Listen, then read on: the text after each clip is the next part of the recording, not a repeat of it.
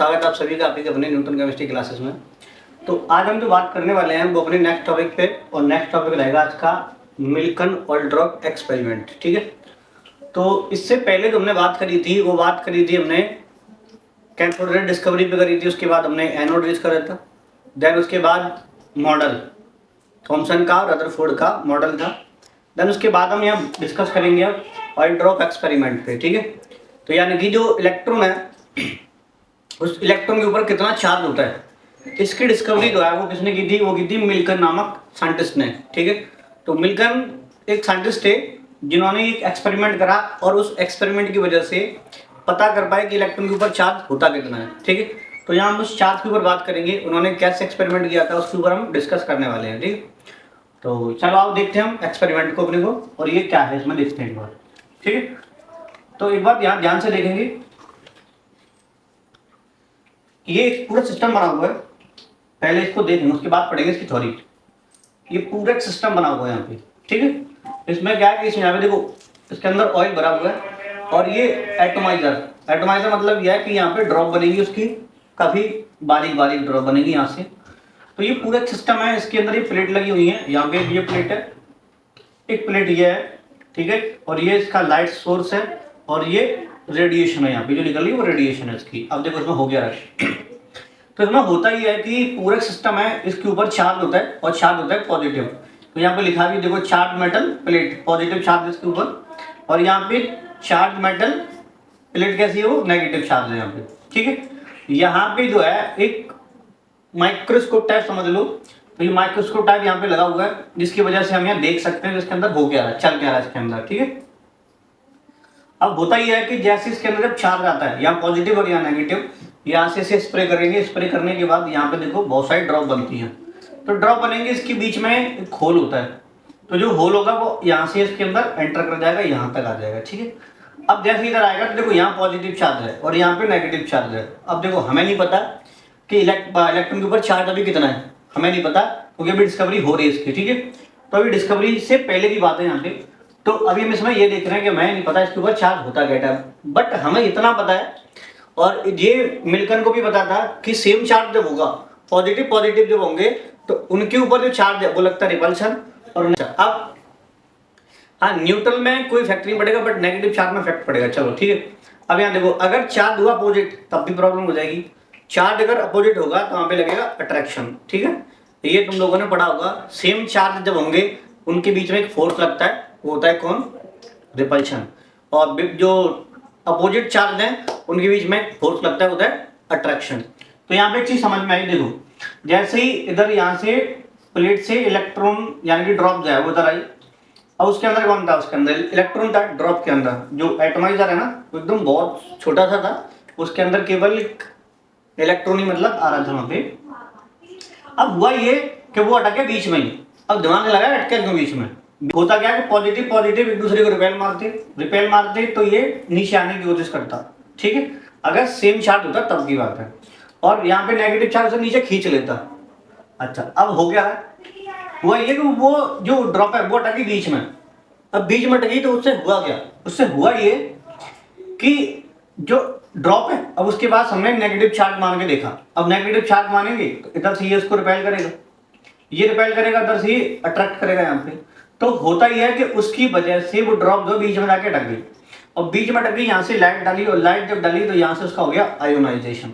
किसका हो गया, जो ड्रॉप था उसके अंदर इलेक्ट्रॉन जो है उसका हो गया आयोनाइज। ठीक है, तो ये रेडिएशन यहाँ से निकली लाइट की वजह से। ठीक है, यहाँ से हम सब कुछ देख रहे थे कि इसके अंदर क्या प्रोसेस चल रही है, और जब इसके अंदर प्रोसेस चल रही है तो यहाँ समझ में आ गया। देन उसके बाद उस इलेक्ट्रॉन के ऊपर चार्ज जो है वो कैलकुलेट कर लिया गया, तब पता चला यहाँ से हमें कि इसके ऊपर चार्ज होता कितना है, क्या के ऊपर, इलेक्ट्रॉन के ऊपर। ठीक है, तो पूरा सिस्टम है, यहाँ से ड्रॉप आती है, ड्रॉप बीच में अटक गई, अटका तो यहाँ से लाइट सोर्स ही है, यहाँ से हम लोग देख रहे हैं, और ये इसका हो गया आयोनाइजेशन। तो ये पूरा एक सिस्टम है ऐसा बना हुआ। ठीक है, अच्छा अब यहाँ देखो एक बार स्टेटमेंट क्या लिख रहा है, charge on oil drop plates measured and found to be an integer। ठीक है, integral multiple of magnitude of charge and electron. अब इलेक्ट्रॉन यानी कि हम यहाँ पे ई लिख देंगे। ठीक है, अच्छा अब यहाँ पे कौन है कि this experiment was conducted to get the charge on electron. तो एक्सपेरिमेंट के अंदर क्या होता है कि जो कंडक्ट कर रहा है कौन, charge. This experiment was conduct to get charge on electron. ठीक है, समझ में आ गया यहाँ पे तुम्हें? चलो अभी आगे देखते हैं। तो चार्ज ऑन इलेक्ट्रॉन कितना है, -1.602176 इंटू 10⁻⁻19 कूलम। ठीक है, तो ये इसका एकदम फिक्स चार्ज है। अभी इसमें आगे देखते हैं मास ऑफ द इलेक्ट्रॉन है। ठीक है, तो मास ऑफ द इलेक्ट्रॉन, अब मास कैसे पता चला उसका? तो देखो थॉमसन का जो एक्सपेरिमेंट तुमने पढ़ा था उस समय तुम्हें क्या बताया था वहां पे, E/m रेशियो, यानी कि चार्ज अपॉन मास रेशियो ये था। ठीक है, अब यहाँ पे मिल्टन से मालूम चल गया कि ऊपर चार्ज कितना है, किसके ऊपर, इलेक्ट्रॉन के ऊपर ही चार्ज है। देन मास कैलकुलेट करना है हमें, तो हम कैसे करेंगे, E/m में उसकी वैल्यू रख के और यहाँ से हम पता कर लेंगे। ठीक है, तो ये इसका चार्ज दोनों का रेशियो है और ये ओनली इलेक्ट्रॉन के ऊपर जो चार्ज है वो है। ठीक है, अब देखो from Thomson experiment E/m ratio calculate, and from oil drop experiment charge on electron calculated using the data from these two experiments, mass of the electron was determined. ठीक है, तो अब ये तुम्हें मालूम चल गया कि इसके ऊपर जो E/m जो है उसकी वैल्यू तुम्हें मालूम चल गई और इलेक्ट्रॉन के ऊपर जो चार्ज है यानी वो तुम्हें मालूम चल गया। ठीक है, अब एक चीज मैं तुम्हें थोड़ा सा दिखाऊं, देखो कैसे कर सकते हैं। अगर तुम्हें देखो तो ये E/m जो रेशियो है, ठीक है, अब इसमें तुम्हें E का मान तो मालूम चल ही गया कितना है यहाँ पे, -1.602 कितना ले लो, और अपॉन में जो मास है वो तुम्हें यहाँ पे कैलकुलेट करना है। ठीक है, इसकी वैल्यू तुम्हें यहाँ पे दे दो, तो यहाँ से तुम सिंपल इसकी कैलकुलेशन करके आराम से पता कर सकते हैं इसका मास। ठीक है, तो इसका छोटा सा एक्सपेरिमेंट है। चलो आगे देखते हैं। अब सब एटॉमिक पार्टिकल्स है यहाँ पे, तो सब एटॉमिक पार्टिकल्स जो है वो कौन कौन है, यानी कि सब एटॉमिक पार्टिकल्स का मतलब क्या है यहाँ पे, यानी कि जो एटम के अंदर जो पार्टिकल्स हैं उनकी बात है, उनके मास चार्ज कितने हैं वो देखो एक बार। तो यहाँ पे सब एटॉमिक पार्टिकल्स हैं, इलेक्ट्रॉन, प्रोटॉन और न्यूट्रॉन। उनका जो मास है वो पता कर रहे हैं हम यू में। यू मतलब होता है यूनिफाइड मास। ठीक है, तो एक यूनिट है, अगर यूनिफाइड मास में देखोगे तो इसकी वैल्यू जो है मास इसका किसका, इलेक्ट्रॉन का 0.000 यानी कि 3 0 और 5, और उसका जो चार्ज मतलब उसका जो मास है वो क्या है केजी में, तो केजी में कितना है 9.1 इंटू 10⁻⁻31।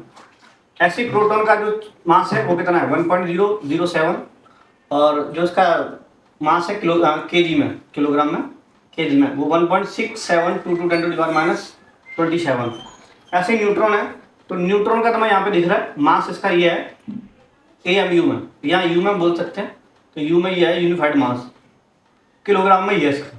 ठीक है, यहाँ पे देखो ये सब atomic particles, electron, proton, neutron, और ये कौन है, रिलेटिव चार्ज है यहाँ पे। ठीक है, ये रिलेटिव चार्ज है और वो चार्ज देखो एब्सोल्यूट जो चार्ज है वो रियल में चार्ज है और ये इसका रिलेटिव चार्ज है। तो अगर रिलेट करेंगे ना तो इलेक्ट्रॉन का जो चार्ज है -1 होगा, प्रोटॉन का +1 होगा और न्यूट्रॉन का होता है 0, इसके ऊपर कोई चार्ज होता ही ना, ये तुम लोगों ने पढ़ा था। ठीक है, अब इसका जो एब्सोल्यूट जो चार्ज है वो कितना इलेक्ट्रॉन का -1.602 10⁻⁻19 कूलम होता है, और प्रोटॉन का चार्ज कितना 1.602 10⁻⁻19 कूलम, और न्यूट्रॉन के ऊपर कोई चार्ज होता ही नहीं, तुम लोगों को पता अच्छे से। आई होप तुम्हें बात यहाँ तक अच्छे से क्लियर हो गई होगी। अगर कोई डाउट हो तो कमेंट करके जरूर बता देना, इसमें ये दिक्कत है तो वो हमारी प्रॉब्लम जो है वो खत्म कर दी जाएगी। ठीक है, अब यहाँ देखो क्वांटाइजेशन ऑफ चार्ज। अब क्वांटाइजेशन चार्ज का मतलब क्या है, चार्ज जो है ना वो हमेशा क्वांटाइज रहता है, वो कभी चेंज नहीं होता है। अगर उसकी वैल्यू मतलब फिक्स है तो फिक्स है। ठीक है, तो यानी कि जो Q है अगर देखी जाए यहाँ पे n मतलब नंबर ऑफ इलेक्ट्रॉन होंगे, तो एक इलेक्ट्रॉन का नंबर कितना है, मतलब एक इलेक्ट्रॉन पे चार्ज कितना था 1.6 × 10⁻⁻19 कूलम में। जितने भी इलेक्ट्रॉन होंगे उससे हम उसका मल्टीप्लाई कर देंगे, तो ये होता है क्वांटाइज, तो ये चेंज नहीं होते कभी भी, ये n के मल्टीपल में होते हैं। अब EMU में देखो तो इसका जो वैल्यू है वो EMU में इतनी होती है। ठीक है, इलेक्ट्रोस्टैटिक्स यूनिट होती है ये, तो ये इसका मल्टीपल है। ठीक है, अब इसका अगर टोटल चार्ज देखें, मतलब Q यानी कि कौन होता है, चार्ज होता है, ये इसका चार्ज,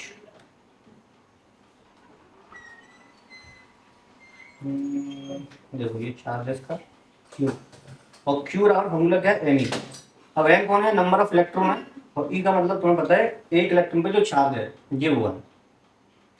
अब ये जो क्या कह रहा है, तो the charge can not have continuous range of value but only take value in multiple of charge on one electron. The magnitude of charge on an electron is the smallest unit and denoted as E। यानी कि electron को जो हम कैसे लिखते हैं, small ई से लिखते हैं, हम इसको डिनोट करते हैं स्मॉल ई से, ठीक है। तो charge on an electron is minus e and on a proton charge it is plus ई।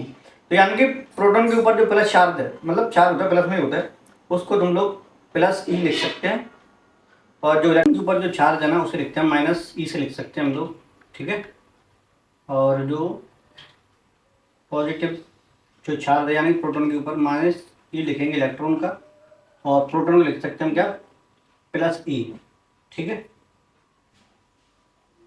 ये प्लस ई। अब यहाँ से हम आगे देखते हैं थोड़ा सा, ठीक है। अब ये है इलेक्ट्रोस्टैटिक्स फोर्स। तो तुम लोगों ने ग्रेविटेशनल फोर्स पढ़ा हुआ है, तो उस ग्रेविटेशनल फोर्स में तो बताया गया कि जो एफ जो है वो दो मास पार्टिकल्स के ऊपर वर्क करता है, ठीक है। तो यानी कि दो मास पार्टिकल्स जो होंगे, एक m1 और एक m2, एक m1 और एक m2, m1 और m2, ठीक है। तो इनके ऊपर चार्ज, मतलब चार्ज थोड़ी मास के ऊपर काम करता है कौन। अब ये फोर्स जो है, एक बार तुम्हें मैं इसका पूरा फॉर्मूला बता देता हूँ, और शायद तुमने पढ़ा भी होगा ये, 1 मिनट, ये यहाँ पे हम फॉर्मूला लिख देता हूँ मैं, F equal to ji m1 m2 बट्टे आर स्क्वायर, ठीक है। तो ये ग्रेविटेशनल जो फोर्स है ना, बिल्कुल सेम ऐसे काम करता है कौन, इलेक्ट्रोस्टैटिक्स फोर्स। और ये फोर्स जो है तुम इंटर में जाके पढ़ोगे अभी, और इंटर की फिजिक्स में पहले चैप्टर है वहाँ पे, वो तुम्हें मिलेगा वहाँ पे, ठीक है। तो ये जो है वहीं पे हम लोग देखेंगे, लेकिन फिलहाल समझ लो थोड़ा सा यहाँ पे। अभी जो तुम्हारा ग्रेविटेशनल जो फोर्स है, बिल्कुल अभी फिलहाल तुम उसको सेम मानो, ठीक है। ये जो है यहाँ पे हम उसको मान लेते हैं, ठीक है। अच्छा, अब जो है देखो एफ, 1 मिनट इसमें डालता हूँ, जो एफ है यहाँ पे, एफ और ये भी एफ है, जो 1 और 2, और यहाँ पे 2 और 1 का मतलब क्या है, यहाँ पे देखो एक बार चार्ज, ये Q1 है, तो Q1 जो चार्ज लगा, मतलब जो फोर्स लगा रहा है वो हम बोल रहे हैं यहाँ पे, ठीक है, 1 2, यानी कि 1 के ऊपर 2 चार्ज लगा रहा है, और यहाँ पे Q2 जो चार्ज है, तो यानी कि एक दूसरे के ऊपर जो फोर्स लग रहा है ना, ये अपोजिट फोर्स है, कुल मिला के बात ये है। यहाँ पे अगर ए जो है वो डी पे लगा रहा है, यानी कि पहला जो चार्ज है वो दूसरे पे लगा रहा है, तो यहाँ पे दूसरा पहले पे लगा रहा है, क्या लगा रहा है, फोर्स लगा रहा है, ठीक है। तो एक दूसरे के जो उल्टे हैं, ये फोर्स जो है इस डायरेक्शन में काम कर रहा है, और ये वाला फोर्स जो इस डायरेक्शन में काम कर रहा है, यानी कि अपोजिट डायरेक्शन में ये दोनों वर्क करते हैं, ठीक है। तो यहाँ पे जो F12 equal to 1, sorry F21 दोनों इक्वल है।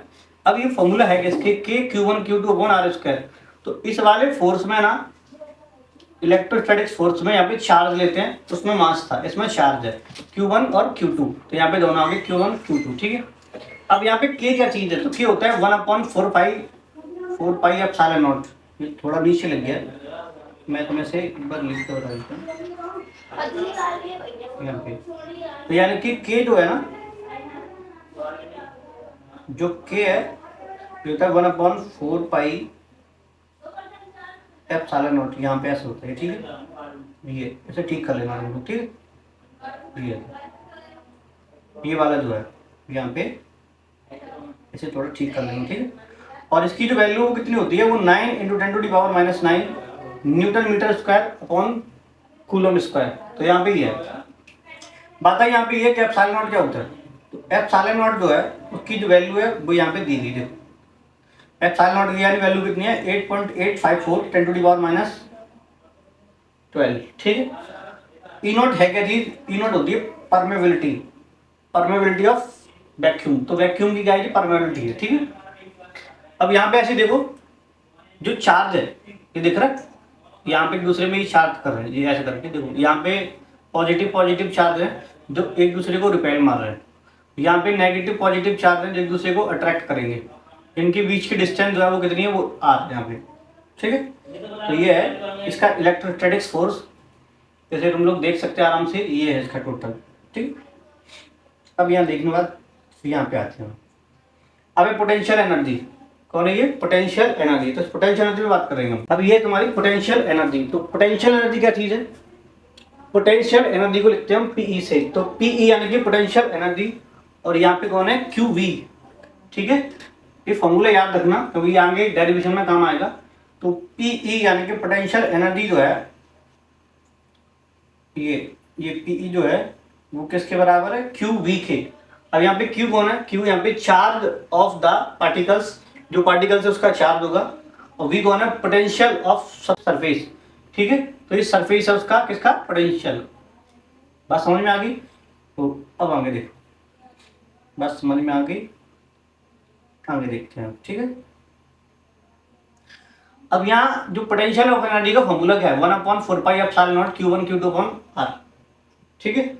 अब यहाँ पे ऐसी है, तो जो पोटेंशियल एनर्जी है ये कौन है, ये कांस्टेंट है, यहाँ बना इसको हम के, तो ये हो गया तुम्हारा पीई बराबर Q1 Q2/r², sorry only are square नहीं होते, ओनली आर होते हैं। फॉर्मूला याद रखना, आगे काम आएगा, ध्यान रखना। अब ये है क्लोजेस्ट डिस्टेंस ऑफ अप्रोच। अब ये क्या चीज है, तो देखो तुमने एक रदरफोर्ड का एक्सपेरिमेंट पढ़ा था, उसमें जो अल्फा पार्टिकल्स थे जो न्यूक्लियस की तरफ जा रहे थे, तो जाहिर सी बात है कि जो अल्फा पार्टिकल्स है उसके ऊपर पॉजिटिव चार्ज है और न्यूक्लियस के ऊपर भी पॉजिटिव चार्ज था। तो जो अल्फा पार्टिकल्स है ना, उसके जब सेंटर पे जा रहा था एकदम, तो वो एक डिस्टेंस तक जा रहा था, उसके वापस लौट के भी आ रहा था, यानी कि उससे जाके टच नहीं हो रहा। तो हमें पता है कि अगर चार्ज दोनों पे सेम है तो बल यानी कि फोर्स जो वो लगता है रिपल्शन, तो वो रिपेल करेगा उसको। तो रिपेल जो करेगा जो अल्फा पार्टिकल्स है उस न्यूक्लियस के कितने नजदीक जा पा रहा है, ठीक है, उसके कितने क्लोज जा पा रहा है, तो यहाँ पे हम वो तुम्हें निकालना है, ठीक है। तो ये उसी की बात है। अब यहाँ पे जो कौन है, एक एटम है, और एटम के अंदर जो कौन है, यहाँ पे न्यूक्लियस है। न्यूक्लियस की डिस्टेंस जो है वो यहाँ से यहाँ तक है, ठीक है। ये डिस्टेंस है, कैपिटल आर बना दी। यहाँ पे तुम्हारा अल्फा पार्टिकल्स है, ठीक है। तो अल्फा पार्टिकल्स जो है, अब देखो एक चीज, यहाँ पे अल्फा पार्टिकल्स है, यहाँ लिख दिया हमने, और वी मतलब इसकी वेलोसिटी। अब ये तुम्हें समझ में आ गया यहाँ पे, ठीक है। अच्छा, अब एक चीज यहाँ देखो, बात समझ में। तो ये अब ये अल्फा पार्टिकल जो है उसके कितने क्लोज जा रहा है वो हमें पता करना है। हालांकि ये जो है वो केमिस्ट्री का पार्ट नहीं है, फिजिक्स में आता है, लेकिन चैप्टर में है, इसीलिए तो मैं थोड़ा सा दिखा रहा हूँ यहाँ पे, ठीक है। और ये इसका फॉर्मूला है, ये वाला इसका, ये फॉर्मूला इसका याद रखना, ठीक है। ये इसका फॉर्मूला है, ये वाला। समझ में आ रही है, ये इसका फॉर्मूला है, ठीक है। अच्छा, अब यहाँ थोड़ा सा ये देख लो अभी,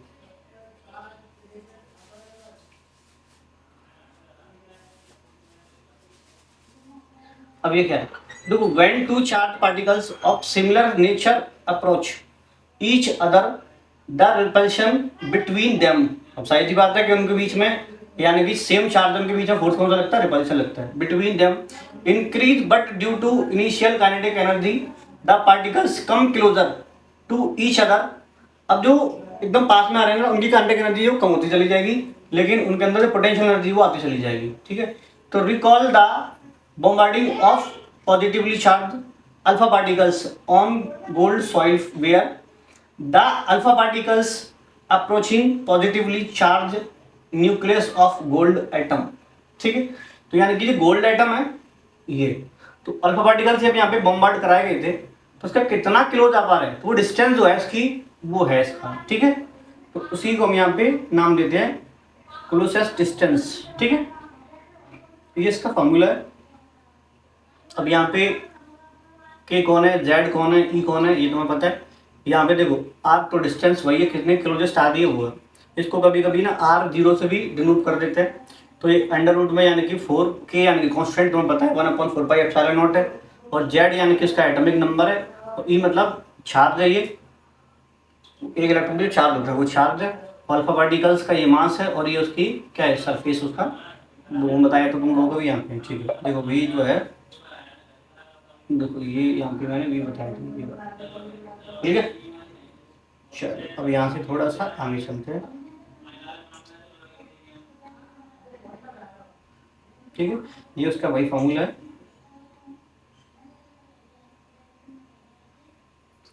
अब यहाँ पे कौन है, इलेक्ट्रोमैग्नेटिक वेव,